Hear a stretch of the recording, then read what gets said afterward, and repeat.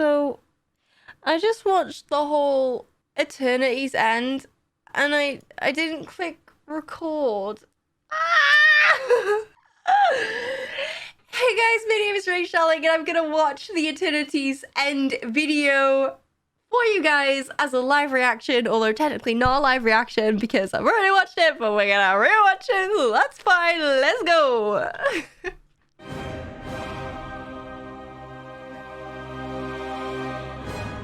The Shadowlands story pulls together threads that started in Warcraft 3 and wove their way through many of our expansions.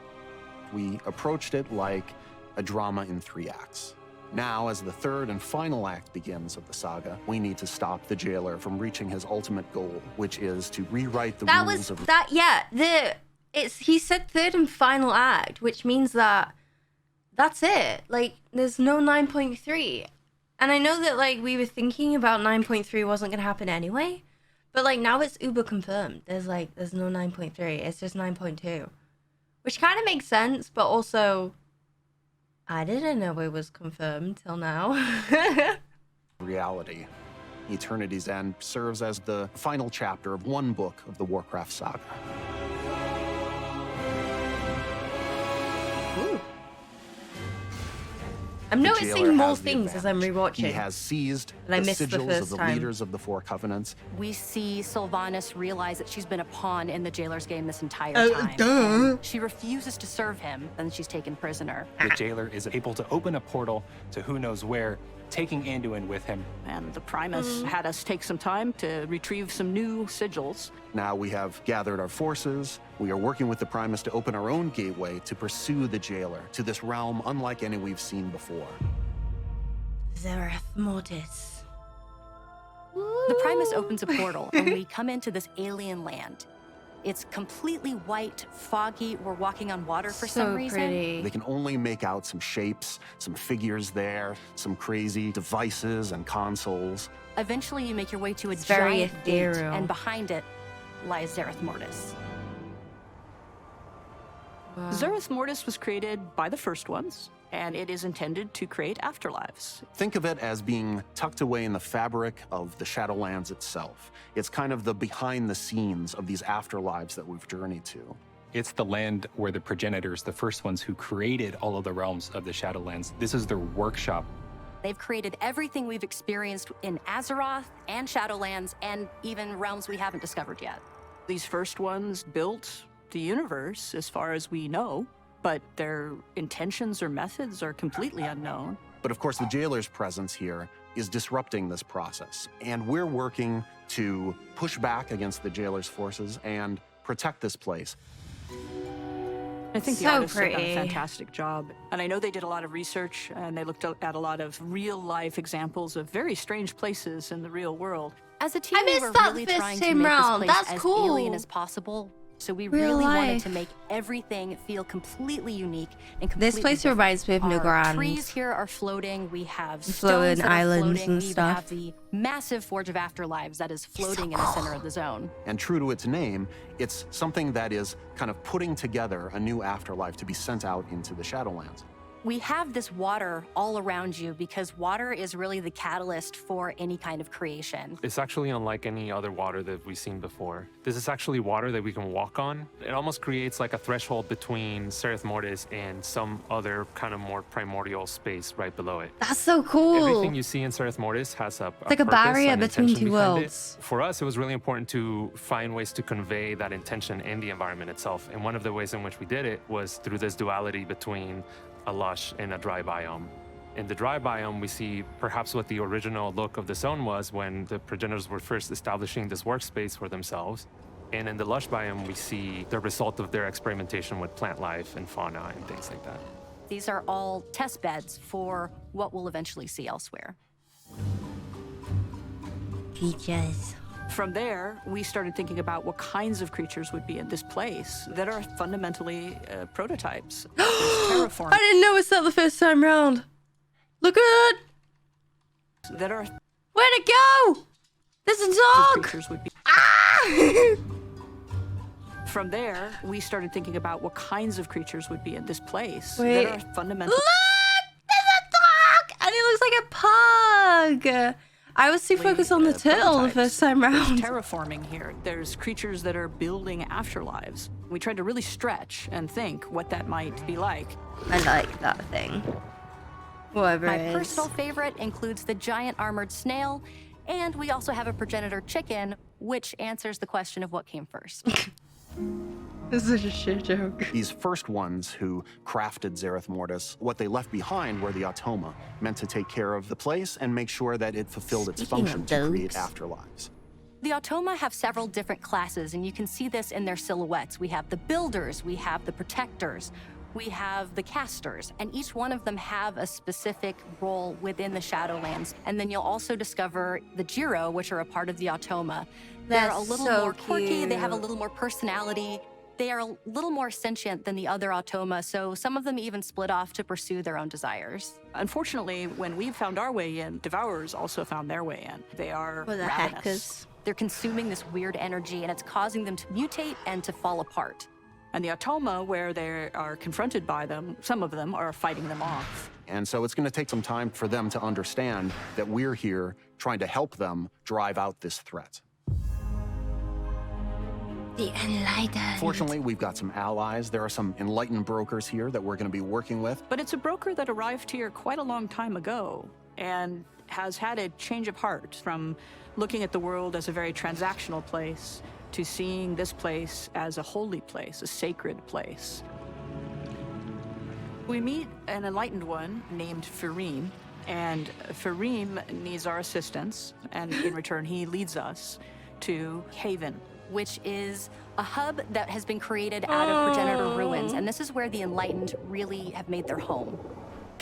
Haven serves as our foothold here, Little as well puppy as like use you. it as a base of Little operations doggy and really doggy. start unlocking the mysteries of this land.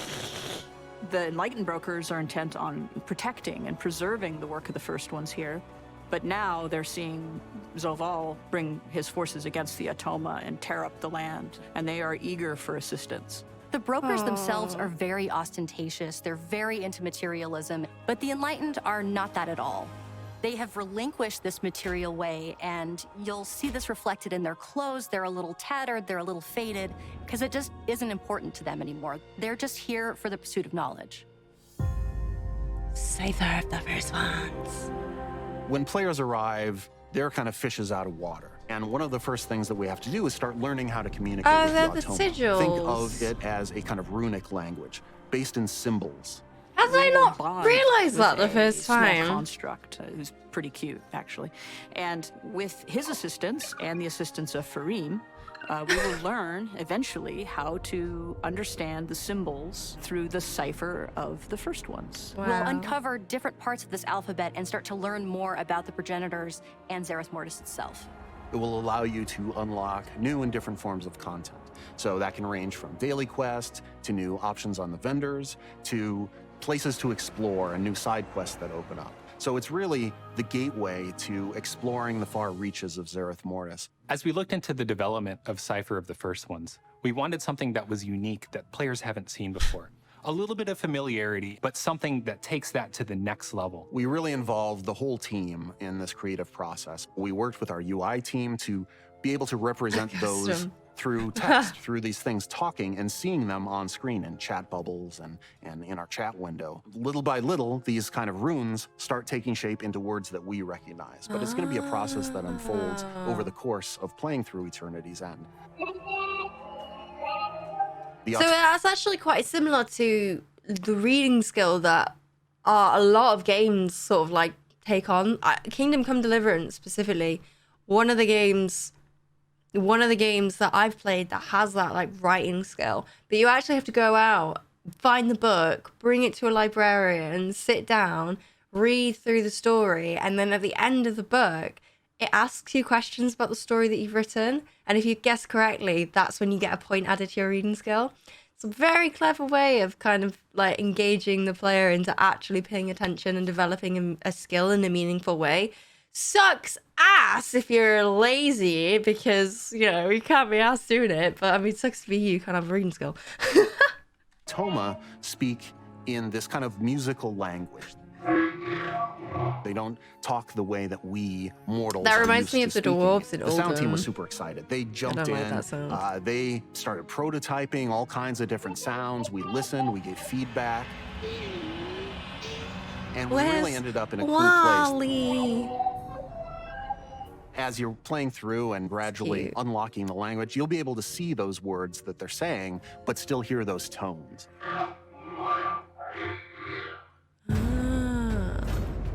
Sepulcher. The jailer's true goal has never really been to escape the maw or to gain power. He's been focused on reaching this place called the Sepulcher. Sepulcher. To go into this Hey! place of power and to really rewrite the rules of the universe. Sepulcher. We'll learn that the jailer has breached the Sepulcher of the First Ones, and this becomes our new raid for Eternity's End. We're going to gather our forces. We're going to pursue the jailer inside. Once you go inside the Sepulcher, there's some mind-blowing Dude, I have to visuals. say, I hate that they didn't just call it like House of the First Ones or Mansion of the First Ones or like Crib of the First Ones. Why does it have to be a word that I can't pronounce? Can you imagine trying to do guides for this? The Sepulcher, the Sepulcher, the Sepulcher, the Sepulcher, the Sepulcher. Like, that's gonna be so annoying. What are you doing? Yeah, I'm doing SOTF. Oh, I'm doing soft. This is a place that should not be able to exist according to the laws of physics as we know them on Azeroth. Just looking out into That this looks really impossible cool. I sky, hope that's mechanic. seeing these ancient works of the First Ones, those laws don't apply to anything we see here. Yeah, soft. Among the bosses that we're going to face in Sepulcher of the First Oh, Ones no, include the softo. Jailer's forces, maybe a Dreadlord or two that you haven't tied up loose ends with. We'll face a Consular. This is similar to a being That's like really cool. Algalon, but the Jailer's gotten to it and has infused his domination magic into the Consular. Before we get to the Jailer, however, we need to get to Anduin first. Our hope is that we hope can we can learn save whatever him. Anduin knows about domination magic. We need to be able to resist it, or better yet, fight it. Progenitor tier sets. We know players have been waiting a long time for the return of tier sets, and as devs, we have too. It's a great blend of So progenitor pretty. magic, golds, and metals, along with those Look, class-defining the Demon silhouettes. Hunter one. The Demon Hunter one looks so cool. Look how pointy it is. Wolves rogue for one's shamans, really pointy cool. things for rogues. It's going to look amazing. Our Pointy class and ones combat for team rogue. was super excited to bring class sets back. This is something that felt really right for the story. We're in the final act Oh. of the Shadowlands saga.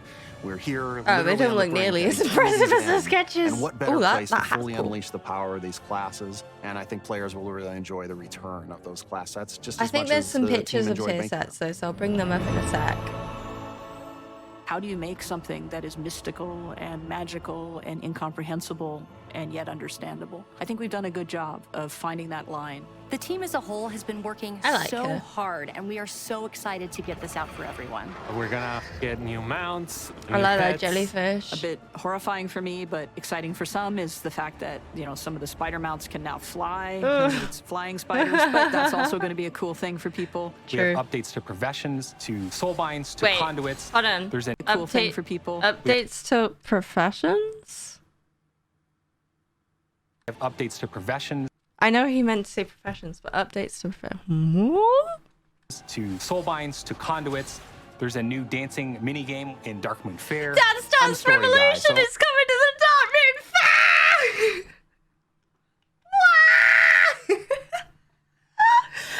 Obviously, I've already seen this video, okay?